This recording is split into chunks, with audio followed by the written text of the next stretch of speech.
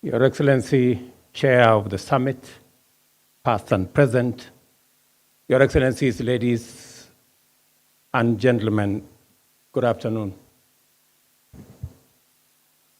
We are meeting in this summit in the context of a fairly difficult situation globally, occasioned by the COVID-19 pandemic, the conflict in Europe, the conflicts in our region, and the difficult times occasioned by climate change, both drought and the current situation of El Nino that we have across our region. Even in that context that looks a bit gloomy, we must not lose sight of the great opportunity that exists in our region and the huge potential that the 7, now 8 countries of the East African community have as we face the future. Mr. Chairman, allow me to congratulate the Federal Republic of Somalia for joining the East African community. We now have an extra 15 million people, or thereabout, who will become members of this great family. As I congratulate Somalia, let me congratulate the other 7 members of this great organization. The East African community today is the most integrated, the most progressive economic community in our continent. It speaks volumes as to our resolve as East Africans to build a common market,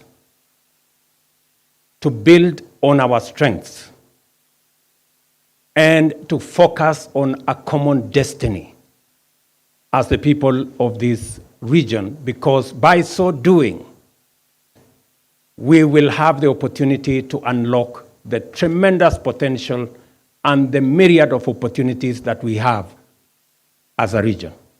I am a very proud East African. And today, in our meeting, we've had a conversation about how we need to hasten the process of political integration in our region. When the committee of experts visited Kenya, they had a wonderful experience, and they are sitting here, they will tell you. Many people in Kenya told them that they were delaying with the integration of East Africa.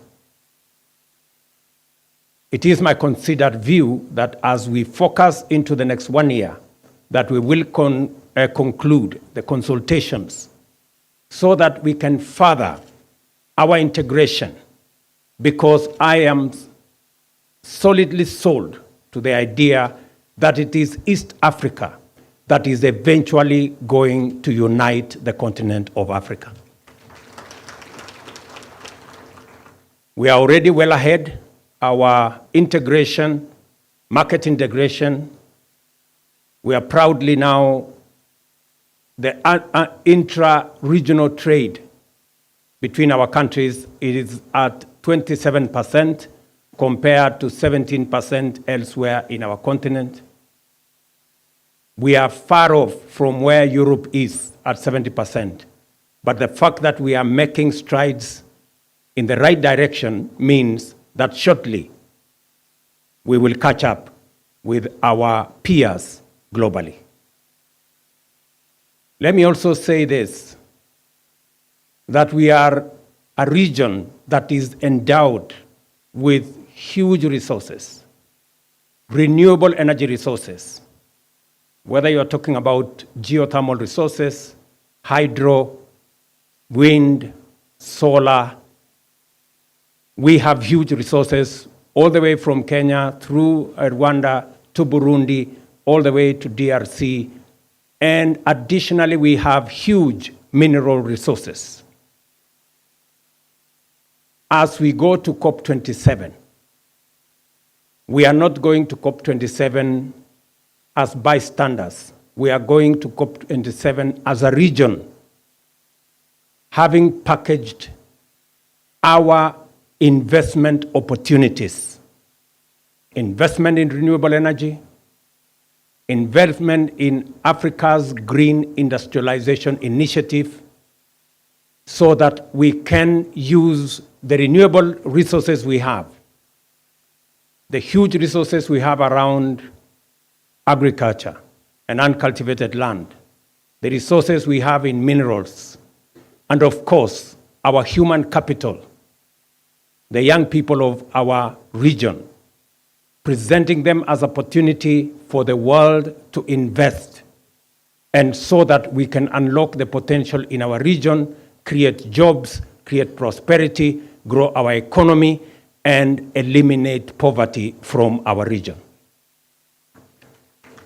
It is my position, ladies and gentlemen, that as we congratulate President Salva Kiir as he takes over as the chair of our region, that you have our support, you have the support of Kenya, and you have the support of East Africans as we consolidate our region into one integrated economic bloc with one destiny.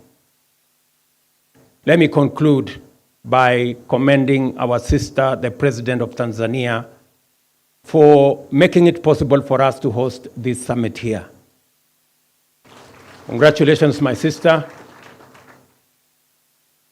and the great people of Tanzania for welcoming us and for the courtesies extended to us, and just to commit to you that the people of Kenya and government of Kenya is 100% behind the East African community, and to wish well our friends in the DRC as they go into the elections. You have our prayers, you have our support as you nurture your democracy, even as we agreed this morning on the subject of Eastern DRC and the security challenges there, that as East Africans, we will not walk away from the people of Eastern DRC.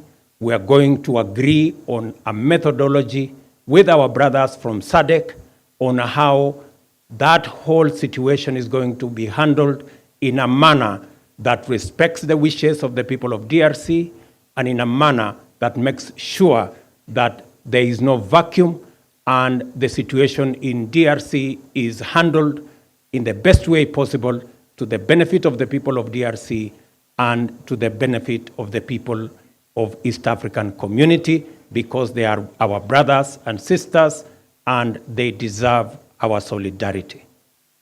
Thank you very much for giving me your ears. Asante sana.